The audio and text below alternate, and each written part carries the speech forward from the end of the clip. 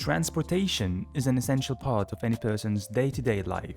That much is clear and can be debated. While many people, myself included, would prefer to walk often and use the nature around us while moving across our place of residence, such a thing isn't always accessible or viable. What would you do if you had to go to work at 8 a.m. and just didn't want to risk walking for 2 hours and being stinky? However, if there's one thing the majority of people across the globe can agree on, it's the fact that public transportation across the world are essentially the sandbox of the respected country. To begin with, what identifies as a public transportation? Well, according to Google, public transportation is a shared passenger transportation system available to the general public. So if you're an introvert, oh boy, are you in for a fun and lovely time. Now those can span from many different transportation methods such as metros, trains, trams, taxis, and even much more. But why does it feel like I am going into the unknown every time I want to use a new form of public transportation? And before you start commenting below, I'm aware that these things might not apply to all of the places across the world. I'm just talking in general over here. See, recently I came back from the great Deutschlands and I was attending the convention Dokumi, and it never failed to amuse me how their beloved Deutsche Bahn works there, assuming it does without any form of delay. For a country so well known for the precision and high quality of life, your trains sure do know how to be late in the most fashionable way too. And the amount of friends I had who were late for 5, 60 more minutes was immaculate during the convention. It was almost quite comical in a lot of ways as well. Oh, why did John not make it to the booth today?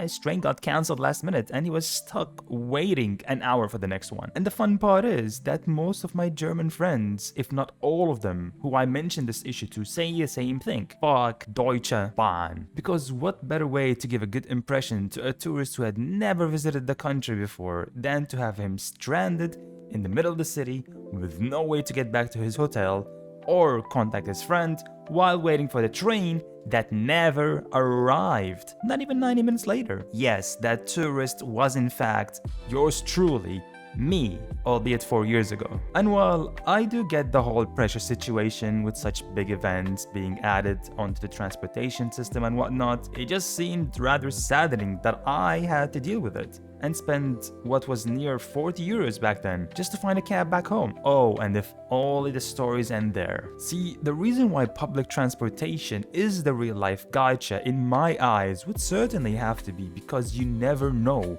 who you might encounter or what you might see during your commute. The most messed up people could subtly spawn in front of you like some unfinished JRPG and drag you into an unskippable cutscene for a pack of cigarettes or some other items too. And while I personally do not mind, I know a lot of people who are genuinely terrified of that and are completely valid for that as well. Though for me personally, being jumped by 4 drunk elderlies after a Premier League match while having the sky ports rain on me while waiting for the train was and never ever would have been on my bucket list, especially while being pushed aside by them, which did leave me scarred because I was quite close to the train rails. Yet every place has its own transportation systems, positive and certainly negatives as well. Though if there's one thing certain for me, it would be that I wouldn't want to swipe my card and wail on my transportation adventures, because knowing my luck, I just get another chi-chi every time I try to roll for an event banner. Because what do you mean I'm being racially profiled while waiting for my Uber to arrive so I can move between one place to another? Now I understand language barriers, but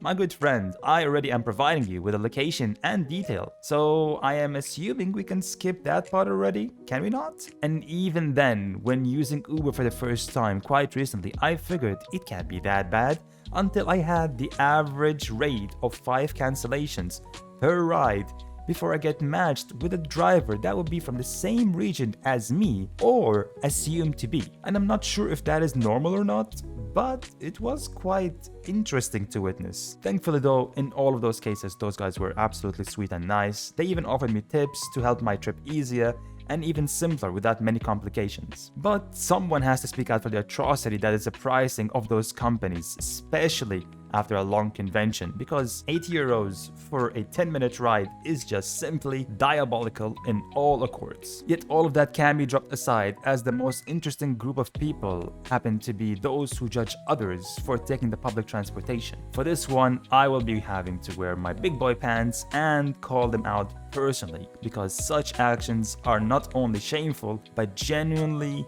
weird in my opinion. Just because your big egoistic self has the ability to take a car doesn't mean others can do the same, let alone want to do the same. And just because I managed to get a ride to the train station is by no means an invitation for you to talk badly about me as well, while keeping in mind I can hear you. One of the main issues I always wish to be solved in the place where I currently reside is the availability of public transportation, as I'd be very much more happier as a person if I could skip the traffic jam of 2 hours plus on some days by just taking a bus or a metro or any other form of transportation. So let's not be quick on judging each other now, though I do overall believe the drivers themselves could use some good portion of education when it comes to dealing with others, especially in the areas where newcomers are known to arrive. Airports, train station, places like that in general, because nothing gives off a better first impression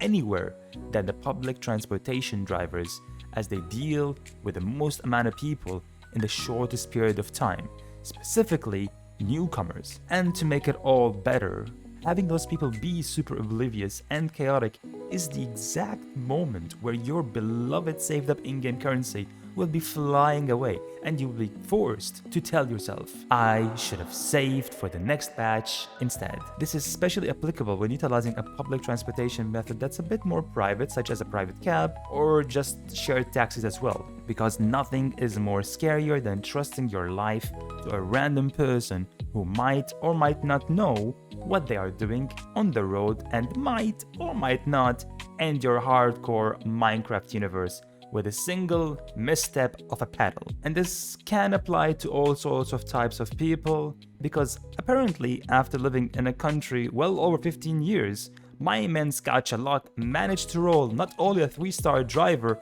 but rather a 0-star driver as I was on my way home from Germany on my trip earlier this month. And not only did I have to wait 50 minutes or more at the airport to get a cab at 4 AM, but I had to get semi-forced into this cab with a lady who I could all describe as an immense red flag in the driving world. I should have known that somebody screaming at me, "You, come here and ride, the cab is free," was not gonna end well at all. For not only did they not know any direction on the road, they were heavily speeding for no apparent reason, almost crashed the car well over 3 times, and were watching a full-on live stream while driving. And while listening to a live stream while driving is genuinely okay, watching it in front of your eyes on the dashboard is definitely not a thing I signed up for. Now, if that does not scream safety hazard, I do not know what will.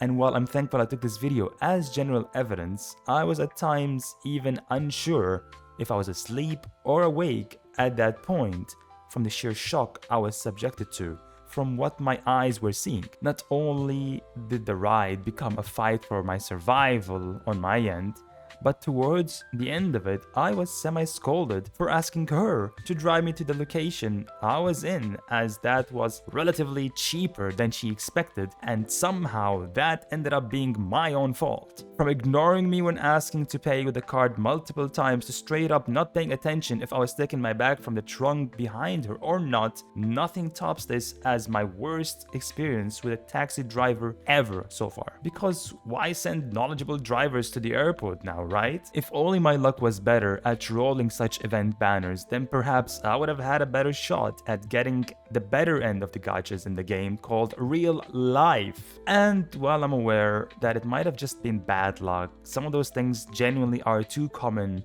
to be true, and they shouldn't even be existing in the first place. Many people like myself just want to be left alone while commuting, on trains, taxis, planes, and much more. It sadly became a general thought that such areas are public playgrounds and homes for many people, and that genuinely is more concerning than annoying in some cases. Like, no, thank you, Rosie, I would not want to hear any more of your family drama through your phone speaker, especially while I'm trying to distress before a major exam. And the most annoying sorts of people are those who start to treat you in a certain way due to how you look or even appear. I am not your long-lost son, so please don't make my life harder for me and ask the air stewardess for assistance. Though all in all, it seems that there are some things that might improve your rates enrolling a 5-star in the public transportation gacha, such as your dress code, attitude, appearance all in all, and finally and most importantly, what language you speak. It is who you connect with and how you connect with that can lead the way after all. So stay safe out there and be really aware of your surroundings as you are doing your daily commute. And hopefully no old uncle with a beer belly will approach you and ask you for information in a foreign language, only to get hammered by hard alcohol and snooze off the flight for the next 8 or more hours. So stay safe everyone and have a good one.